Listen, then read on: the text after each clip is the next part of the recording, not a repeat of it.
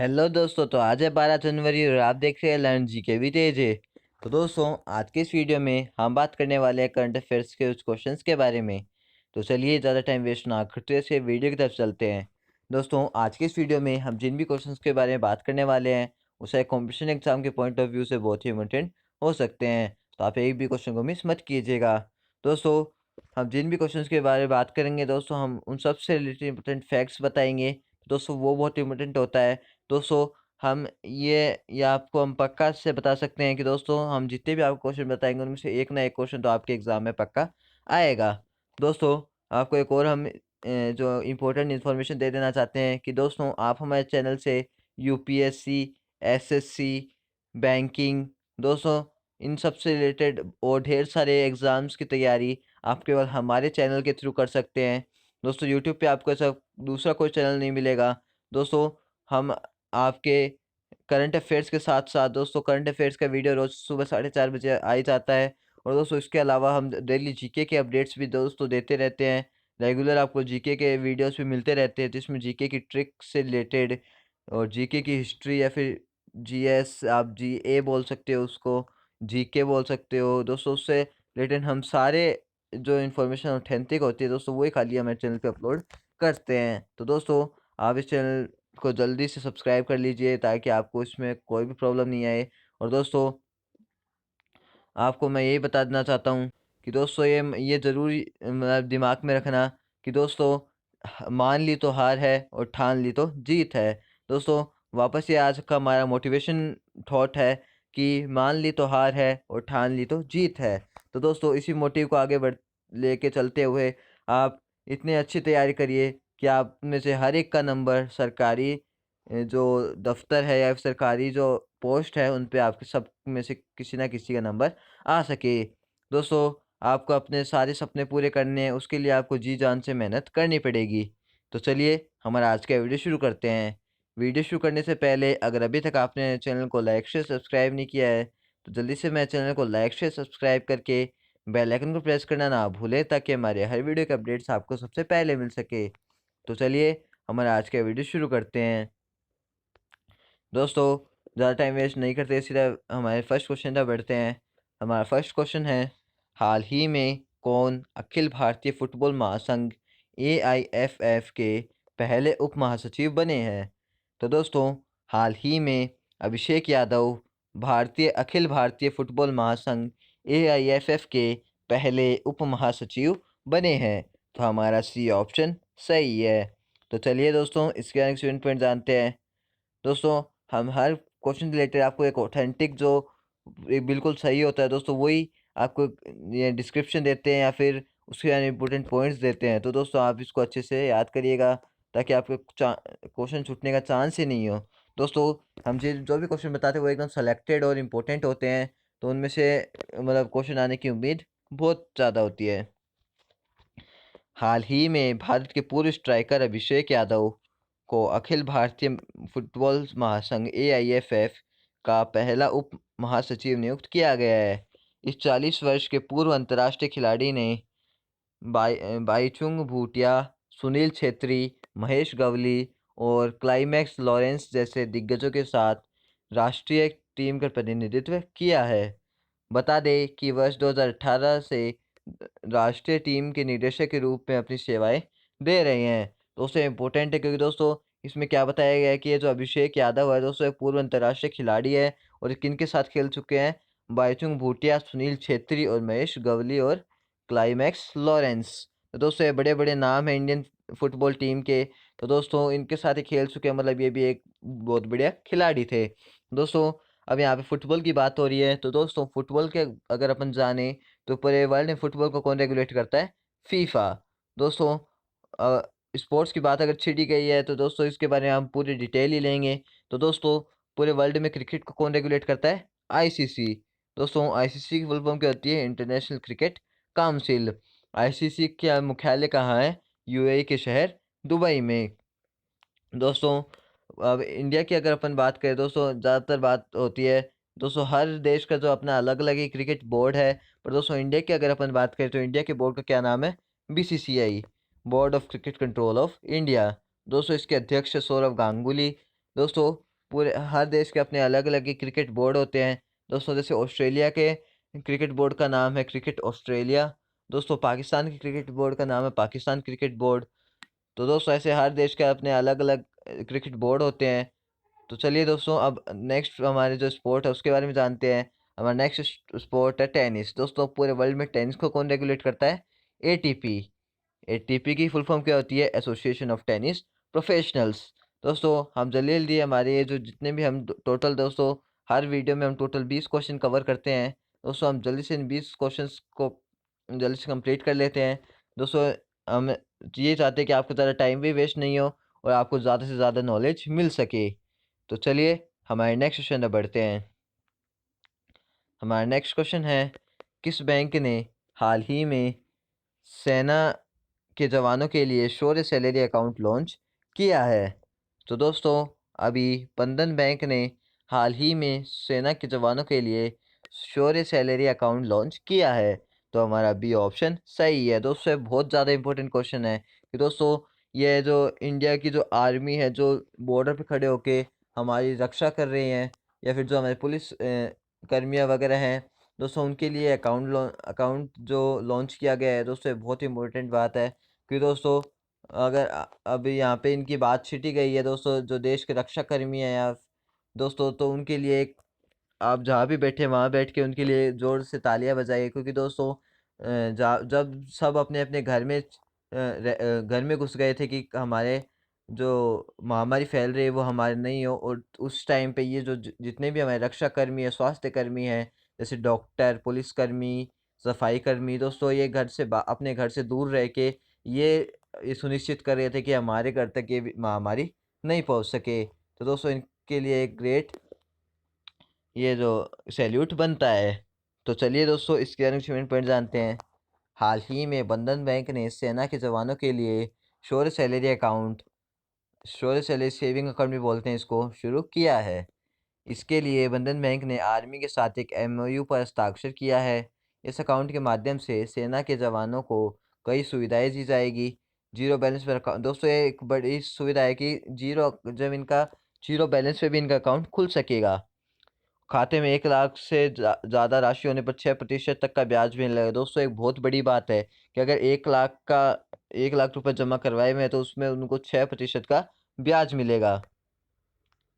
Bank के सभी ATM पर अनलिमिटेड फ्री ट्रांजैक्शन की सुविधा मिलेगी दोस्तों। वरना ऐसे होता है कि अगर अपन एक एक मतलब एसबीआई का अगर अपना अकाउंट है तो अगर अपन एक्सिस बैंक से अगर निकालते हैं तो थोड़ा अपना चार्ज कटता है। पर दोस्तों ये एकदम अनलिमिटेड फ्री ट्रांजैक्शन की सुविधा है दोस्तों, ये भी अच्छी बात है। तो दोस्तों सेना के जवानों के लिए एक बहुत अच्छी पहल है। तो दोस्तों ये एक अच्छी पहल शुरू की है किसने? बंधन बैंक ने। तो चलिए दोस्तों हमारे नेक्स्ट क्वेश्चन तक बढ़ते हैं। हमारा नेक्स्ट क्वेश्चन है, किस राज्य ने हाल ही में भारत का पहला फायर पार्क खोला है? तो दोस्तों अभी ओडिशा राज्य में भारत का पहला फायर पार्क खुला है। तो हमारा डी ऑप्शन सही है। तो चलिए दोस्तों इसके आगे पॉइंट जानते हैं।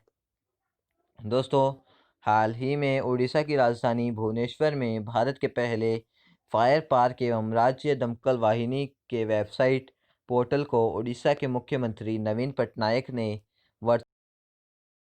कार्य लोकार्पित किया है। पाठकों को बता दें कि इस फायर पार्क में अग्निकांड से बचाव के लिए क्या कदम उठाने चाहिए, उसके संदर्भ में लोगों को प्रशिक्षित किया जाएगा। अब दोस्तों इसमें आपको दो बातें पता चलती है कि दोस्तों एक तो उड़ीसा की राजधानी कौन सी है? भुवनेश्वर। और दूसरा कि उड़ीसा के मुख्यमंत्री कौन है? नवीन पटनायक। और दोस्तों उड़ीसा के जो गवर्नर कौन है? सर्बानंद सोनोवाल। तो चलिए दोस्तों हमारे नेक्स्ट क्वेश्चन में बढ़ते हैं।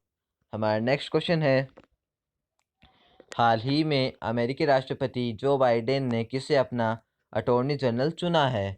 तो दोस्तों अभी अमेरिकी राष्ट्रपति जो बाइडेन ने मैरिक गारलैंड को अपना अटॉर्नी जनरल चुना है। तो हमारा सी ऑप्शन सही है। तो चलिए दोस्तों इसके आगे पॉइंट जानते हैं।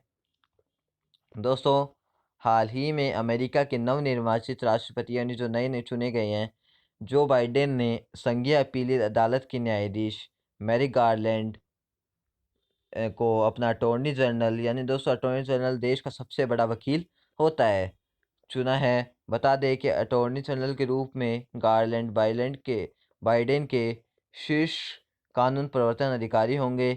इसके साथ ही जो बाइडेन मानवाधिकार कार्यकर्ता वनीता गुप्ता को एसोसिएट अटॉर्नी जनरल बनाते हैं।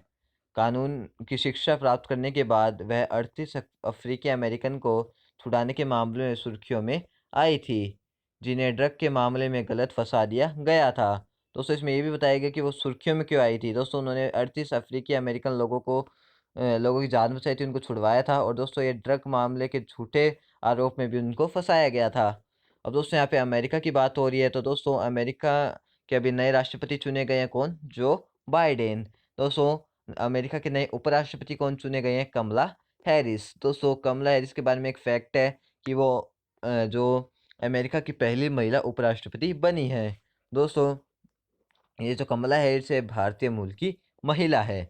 अब दोस्तों स्पेस एजेंसी की अगर बात करें तो अमेरिका की स्पेस एजेंसी का नाम क्या है? नासा।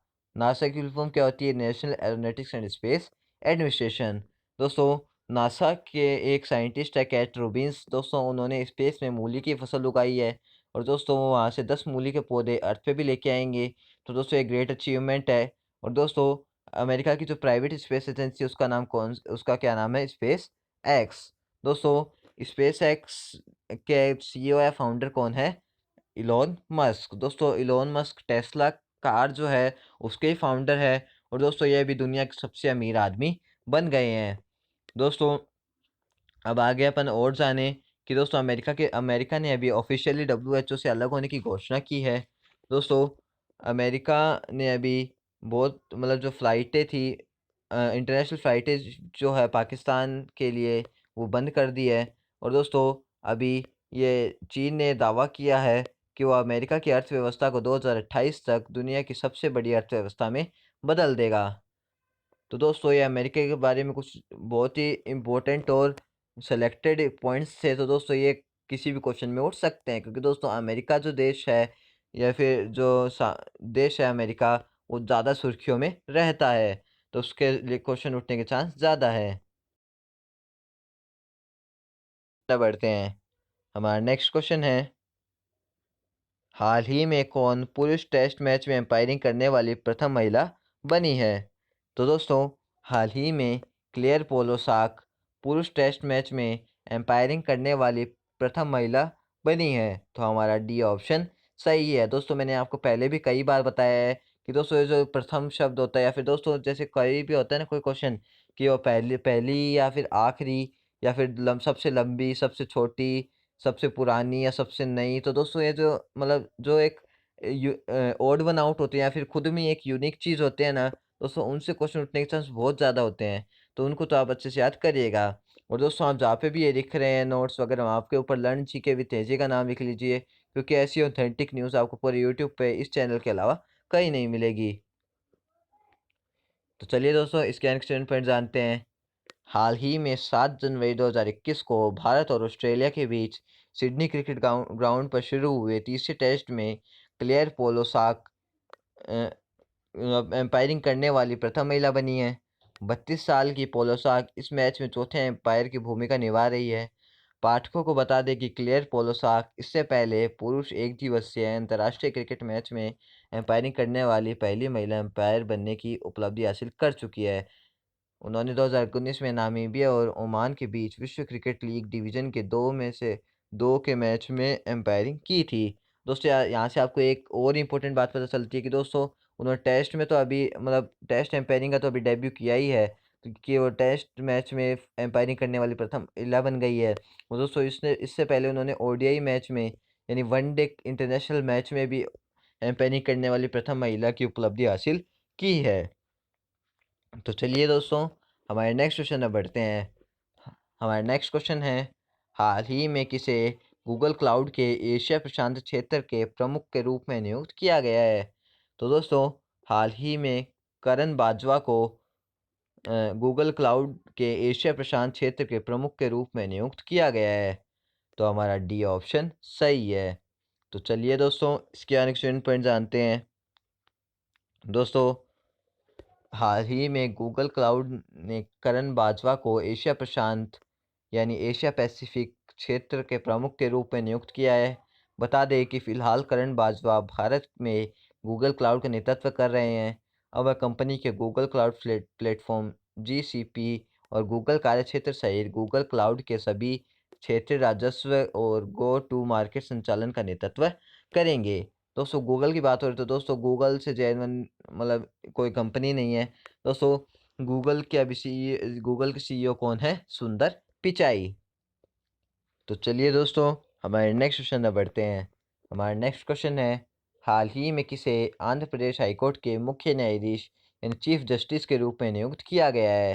दोस्तों बताइए कि अभी किसको नियुक्त किया गया है? तो दोस्तों अभी अरुण कुमार गोस्वामी को आंध्र प्रदेश हाईकोर्ट के मुख्य न्यायाधीश एंड चीफ जस्टिस के रूप में नियुक्त किया गया है। दोस्तों इन दिनों में हम चीफ जस्टिस से लेके आपके लिए बहुत क्वेश्चन उठा उठा के ला रहे हैं कि दोस्तों ये वो क्वेश्चन है जो क्वेश्चन में जो आपके टेस्ट पेपर होता है, चाहे वो UPSC का हो, चाहे NTPC का हो या किसी भी तरह के पेपर हो, तो उसमें चीफ जस्टिस का जो क्वेश्चन है वो ज़रूर से ज़रूर आता है। तो हमारा सी ऑप्शन सही है इसमें कि अभी अरूप कुमार गोस्वामी को आंध्र प्रदेश हाईकोर्ट का मुख्य न्यायाधीश एंड चीफ जस्टिस नियुक्त किया गया है। इसके आगे स्टूडेंट पॉइंट जानते हैं। हाल ही में अरूप कुमार गोस्वामी ने आंध्र प्रदेश उच्च न्यायालय के मुख्य न्यायाधीश पद की शपथ ली है। पाठकों को बता दें कि न्यायमूर्ति गोस्वामी इससे पहले सिक्किम उच्च न्यायालय के मुख्य न्यायाधीश के पद पर आसीन रह चुके हैं। गोस्वामी अब न्यायमूर्ति JK माहेश्वरी की जगह लेंगे, जो अब सिक्किम स्थानांतरित किए गए हैं। तो चलिए दोस्तों हमारे नेक्स्ट क्वेश्चन तक बढ़ते हैं। हमारा नेक्स्ट क्वेश्चन है, किस देश ने हाल ही में मृत्युदंड की सज़ा को समाप्त किया है? तो दोस्तों कजाकिस्तान देश ने हाल ही में मृत्युदंड की सज़ा को समाप्त किया है। तो हमारा बी ऑप्शन सही है। अब दोस्तों ये कजाकिस्तान में अभी ये रूल बन गया, चाहे कितना भी बड़ा गुनाह हो उसको मृत्युदंड की सज़ा नहीं दी जाएगी। तो चलिए दोस्तों इससे रिलेटेड इंपॉर्टेंट पॉइंट जानते हैं। दोस्तों हाल ही में कजाक राष्ट्रपति ने कानून में संसदीय प्रस्ताव पर हस्ताक्षर किए हैं, जिसमें मृत्युदंड के उन्मूलन का आह्वान किया गया है। कजाकिस्तान ने मौत की सज़ा को समाप्त कर दिया है, जो मध्य एशियाई देशों में लगभग 20 वर्षों से विकलांग है। बता दें कि कजाकिस्तान में 2003 से मौत की सज़ा को समाप्त कर दिया गया है, लेकिन अदालतों ने अपराधियों को असाधारण परिस्थितियों में मौत की सज़ा दी है, जिसे आतंकवाद के कार्य को माना गया है। तो चलिए दोस्तों हमारे नेक्स्ट क्वेश्चन में बढ़ते हैं। हमारा नेक्स्ट क्वेश्चन है, हाल ही में किस खेल से संबंधित भारतीय खिलाड़ी माइकल किंडो का निधन हुआ है? तो दोस्तों अभी हॉकी खेल से संबंधित भारतीय खिलाड़ी माइकल किंडो का निधन हुआ है। तो हमारा ए ऑप्शन सही है। तो चलिए दोस्तों इसके अनेक स्टूडेंट पॉइंट जानते हैं। दोस्तों हाल ही में वर्ष 1975 में हॉकी विश्व कप में भारत को जीत दिलाने वाले माइकल किंडो का 73 वर्ष की उम्र में निधन हुआ है।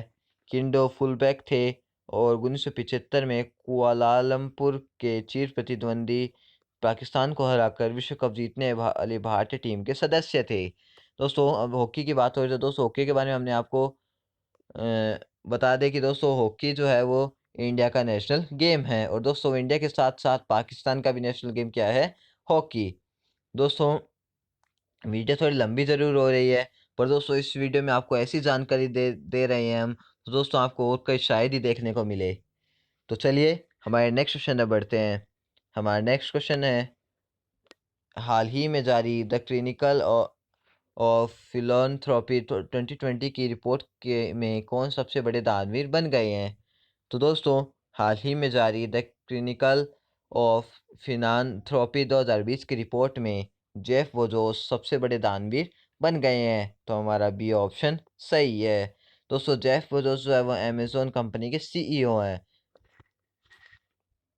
दोस्तों हाल ही में द क्लिनिकल ऑफ फिलॉन्थ्रोपी की वार्षिक रिपोर्ट के मुताबिक दुनिया के सबसे अमीर शख्स, दोस्तों हमने ऊपर आपको बताया था कि इलॉन मस्क है सबसे अमीर।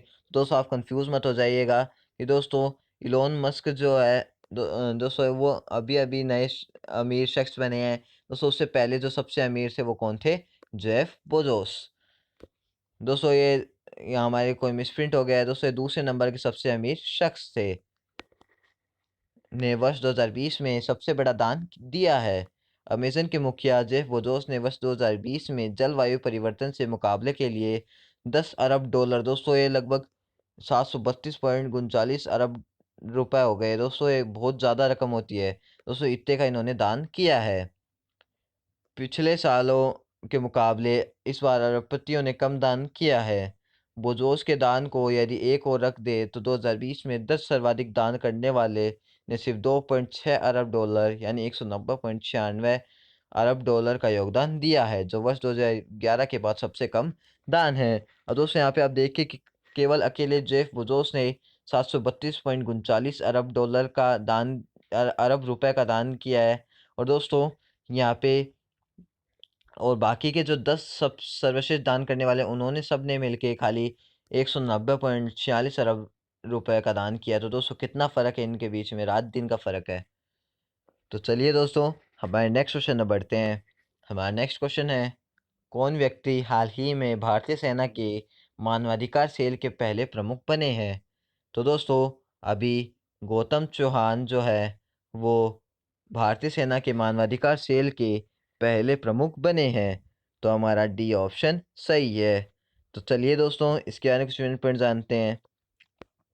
दोस्तों हाल ही में भारतीय सेना ने पहली बार मानवाधिकार मुद्दे पर गौर करने और बल के ट्रैक रिकॉर्ड को बेहतर बनाने के लिए सुझाव देने के लिए एक प्रमुख मेजर रैंक के अधिकारी की नियुक्ति की है। मेजर जनरल गौतम चौहान ने अतिरिक्त महानिदेशक मानवाधिकार के रूप में पदभार ग्रहण किया है और वह भारतीय सेना के उप प्रमुख लेफ्टिनेंट जनरल एस के सैनी के नेतृत्व में काम करेंगे। पाठकों को बता दें कि पिछले वर्ष सेना मुख्यालय के पुनः संगठन के रूप में रक्षा मंत्री राजनाथ सिंह द्वारा अनुमोदित सुधारों के तहत अतिरिक्त महानिदेशक सामान्य मानवाधिकारों का पद सृजित किया गया था। तो चलिए दोस्तों हमारे नेक्स्ट क्वेश्चन में बढ़ते हैं। हमारा नेक्स्ट क्वेश्चन है, कौन व्यक्ति हाल ही में भारत में ब्रिटेन के नए उच्चायुक्त नियुक्त किए गए हैं? तो दोस्तों अलेक्जेंडर एलिस भारत में ब्रिटेन के पहले उच्चायुक्त नियुक्त किए गए हैं। तो हमारा बी ऑप्शन सही है। तो चलिए दोस्तों इसके आने पॉइंट जानते हैं। दोस्तों हाल ही में ब्रिटिश राजनयिक अलेक्जेंडर एलिस को भारत में ब्रिटिश हाई कमिश्नर नियुक्त किया गया है। पाठकों को बता दें कि वह फिलिप बॉर्टन की जगह लेंगे। 53 वर्षीय एलिस ने कई महत्वपूर्ण पदों पर काम किया है। इसमें कैबिनेट कार्यालय में उपराष्ट्रीय सुरक्षा सलाहकार, यूरोपीय संघ से बाहर निकलने के लिए बनाए गए विभाग में महानिदेशक और पुर्तगाल में ब्रिटेन का राजदूत होना शामिल है। तो चलिए दोस्तों हमारे नेक्स्ट क्वेश्चन में बढ़ते हैं। नेक्स्ट क्वेश्चन बढ़ने से पहले दोस्तों हम जितनी भी आपको नॉलेज दे रहे हैं दोस्तों वो सारे आप खाली एक बार वीडियो देख के मत रह जाइएगा। दोस्तों आप एक कॉपी पेन लेके साथ में बैठिएगा। दोस्तों कॉपी पेन लेके बैठने से आपका क्या होगा कि दोस्तों आपका जो भी आपके माइंड में जो भी इससे रिलेटेड हम आपको बताएंगे, अगर वो आप तुरंत लिख लेंगे तो दोस्तों वो आपके माइंड में लॉन्ग टर्म तक याद रहेगा। दोस्तों कभी कभी ऐसा होता है कि अपन खाली एक बार पढ़ के सोच लेते हैं कि हाँ हम बाद में लिख लेंगे, फिर अपन लिखना भूल जाते हैं और तो फिर हमारे माइंड से भी वो चीज़ धीरे धीरे निकलने लग जाती है। पर दोस्तों अगर अपन उसको कहीं लिख लेते हैं तो दोस्तों हमारे माइंड में वो लॉन्ग टर्म तक रहती है। तो चलिए दोस्तों इस क्वेश्चन का आंसर देखते हैं। दोस्तों राजस्थान राज्य की सरकार ने हाल ही में ओलंपिक में स्वर्ण पदक जीतने वाले खिलाड़ियों को 3 करोड़ रुपए देने की घोषणा की है। तो हमारा बी ऑप्शन सही है। तो चलिए दोस्तों इसके अनेक पॉइंट जानते हैं। दोस्तों हाल ही में राजस्थान राज्य सरकार ने ओलंपिक, एशियाई और राष्ट्रमंडल खेलों में पदक जीतने वाले खिलाड़ियों की इनामी राशि को लगभग 4 गुना बढ़ाने का फैसला किया है। घोषणा के मुताबिक स्वर्ण पदक जीतने वाले पर दी जाने वाले 75 लाख रुपए की राशि को बढ़ाकर 3 करोड़ रुपए, रजत पदक जीतने वाले की राशि को 50 लाख से बढ़ाकर 2 करोड़ रुपए और कांस्य पदक जीतने वाले पर दी जाने वाली राशि को 30 लाख रुपए से बढ़ाकर 1 करोड़ रुपए करने की मंजूरी दी है। तो दोस्तों ये बहुत है दोस्तों, इससे जो खिलाड़ियों को प्रोत्साहन मिलता है और वो आगे भी और अच्छा करने की कोशिश करते हैं। तो चलिए दोस्तों हमारे नेक्स्ट क्वेश्चन में बढ़ते हैं। हमारा नेक्स्ट क्वेश्चन है, कौन व्यक्ति हाल ही में अखिल भारतीय चेस फेडरेशन के नए अध्यक्ष बने हैं?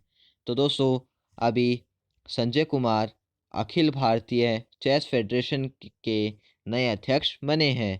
तो हमारा डी ऑप्शन सही है। दोस्तों ऊपर हमने एक क्वेश्चन पूछा था कि अखिल भारतीय फुटबॉल महासंघ के नए अध्यक्ष कौन बने हैं, तो दोस्तों वो बने हैं पूर्व भारतीय खिलाड़ी अभिषेक यादव।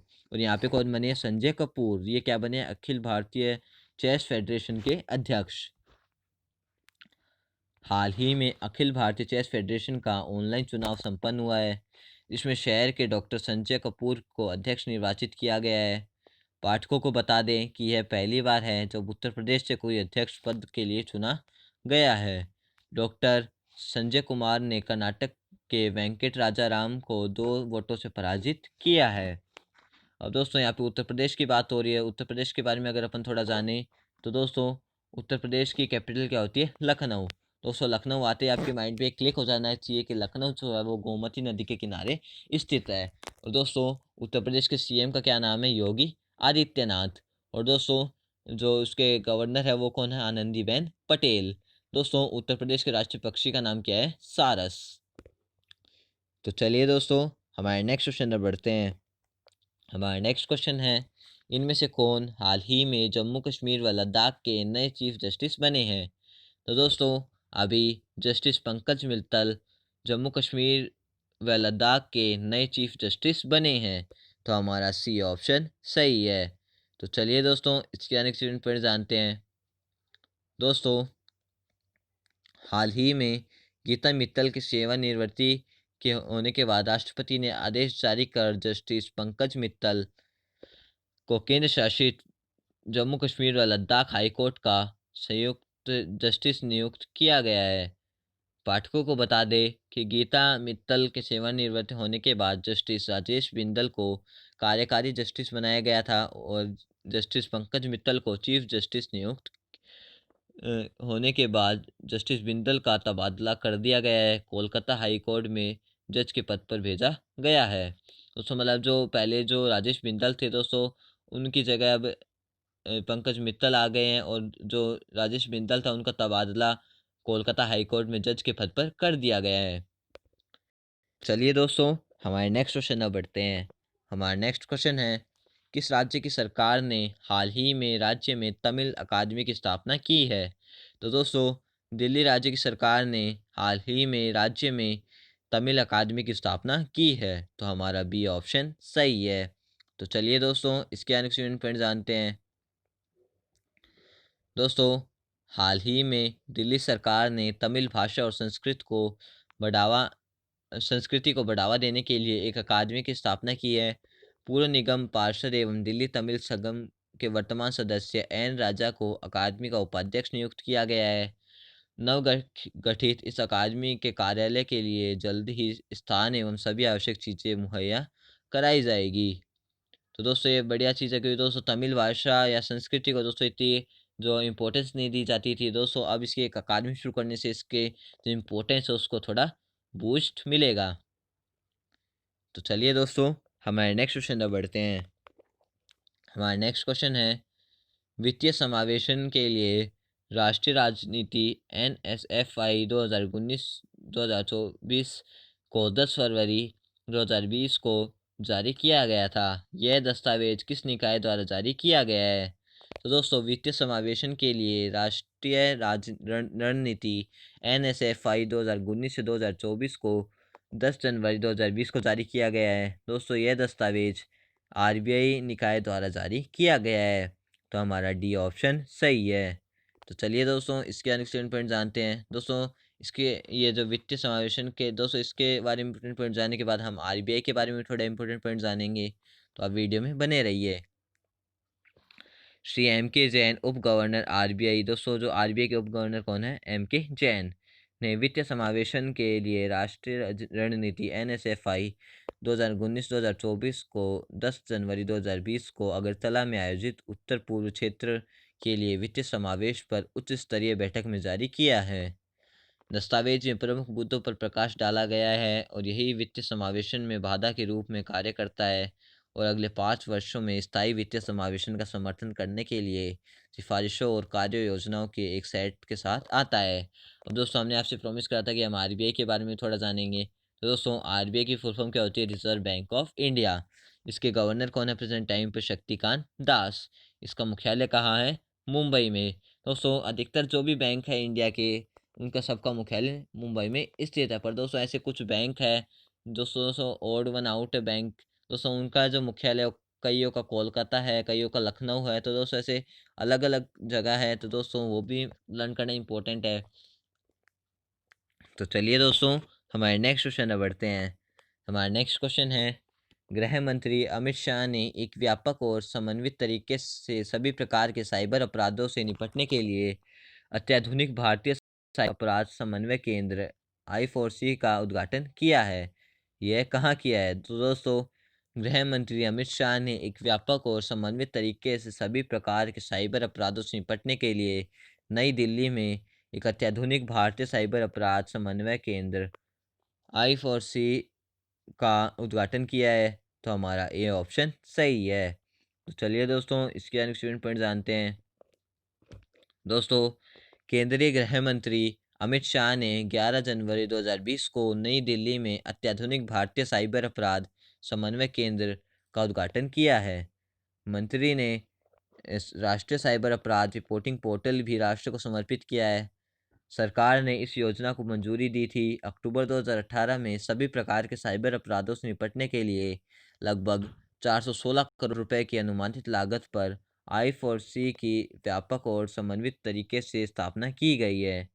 15 राज्यों और केंद्र शासित प्रदेशों ने क्षेत्रीय साइबर अपराध समन्वय केंद्र स्थापित करने के लिए अपनी सहमति दी है। तो चलिए दोस्तों हमारे नेक्स्ट क्वेश्चन पर बढ़ते हैं। हमारा नेक्स्ट और सेकंड लास्ट क्वेश्चन है, वीडियो इंटीग्रेशन और स्टेट वाइड एडवांस सिक्योरिटी विश्वास भारत में अपनी तरह की पहली परियोजना है जो प्रमुख ई गवर्नेंस पहलों के लिए किस राज्य द्वारा शुरू की गई है? तो दोस्तों वीडियो इंटीग्रेशन और स्टेट वाइड एडवांस सिक्योरिटी विश्वास भारत में अपनी तरह की पहली परियोजना है। दोस्तों ये एक प्रमुख ई गवर्नेंस पहलों के लिए गुजरात राज्य द्वारा शुरू की गई है। तो हमारा बी ऑप्शन सही है। तो चलिए दोस्तों इसके अनेक पॉइंट जानते हैं। दोस्तों केंद्रीय गृह मंत्री अमित शाह ने 11 जनवरी 2020 को गांधीनगर, दोस्तों गांधीनगर जो है गुजरात की कैपिटल है, में वीडियो इंटीग्रेशन और स्टेट वाइड एडवांस सिक्योरिटीज़, दोस्तों जिसको शॉर्ट में विश्वास बोलते हैं, का उद्घाटन किया है। विश्वास प्रमुख ई गवर्नेंस पहल के लिए शुरू की गई देश में अपनी तरह की पहली परियोजना है। इसका उद्देश्य law and order management, proactive traffic management और कंट्रोल वीडियो एनालिटिक्स के जरिए क्राइम डिटेक्शन और पोस्ट इन्वेस्टिगेशन और वीडियो इंसिक्स में सुधार करना है। तो चलिए दोस्तों हमारे नेक्स्ट और लास्ट क्वेश्चन तक बढ़ते हैं। हमारा नेक्स्ट क्वेश्चन है, आरबीआई ने यूपीआई के तहत आवर्ती लेन देन के लिए जनादेश के प्रसंस्करण की अनुमति दी है। इस व्यवस्था के तहत लेन देन के लिए अधिकतम स्वीकार्य सीमा क्या है? तो दोस्तों आरबीआई ने यूपीआई के तहत आवर्ती लेन देन के लिए जनादेश के प्रसंस्करण की अनुमति दी है। इस व्यवस्था में के तहत लेन देन के लिए अधिकतम स्वीकार्य सीमा 2000 रुपये है। तो हमारा डी ऑप्शन सही है। तो चलिए दोस्तों इसके अनेक पॉइंट जानते हैं। दोस्तों भारतीय रिजर्व बैंक ने यूपीआई लेन देन के लिए आवर्ती लेन देन के लिए जनादेश के प्रसंस्करण की अनुमति दी है। इस व्यवस्था के तहत लेन देन के लिए अधिकतम अनुमेय सीमा 2000 रुपये होगी। तो दोस्तों अगर आप वीडियो में अच्छे से एकदम अगर नॉलेज लेने की इच्छा से अगर आप इस वीडियो को देखे होंगे तो दोस्तों आपको पता भी नहीं चला होगा कि वीडियो कब ख़त्म हो गया। तो दोस्तों ये वीडियो हमारा आज का ये ख़त्म होता है। तो दोस्तों आपको वीडियो कैसा लगा? अगर अच्छा लगा तो हमारी वीडियो को लाइक शेयर सब्सक्राइब करके बेल आइकन को प्रेस करना ना भूलें, ताकि हमारे हर वीडियो के अपडेट्स आपको सबसे पहले मिल सके। तो दोस्तों लास्ट में बस इतना ही कहना चाहता हूँ, अगर आप में से किसी को भी सोलर पावर प्लांट के रिगार्डिंग कुछ भी क्वेरी हो, या आपको अपने घर, school, college, hospital, industries, factories या दोस्तों कहीं पे भी अगर आपको सोलर पावर प्लांट अगर लगवाना हो तो आप स्क्रीन पे दिए फ़ोन नंबर पे कॉल कर सकते हैं। दोस्तों आप हमें ईमेल भी कर सकते हैं, और आपको हमने हमारी वेबसाइट की लिंक भी दे दी है जहाँ पे जाके आप हमारे बारे में और भी जान सकते हैं। तो दोस्तों मिलते हैं नेक्स्ट वीडियो में, तब तक के लिए जय हिंद, जय भारत।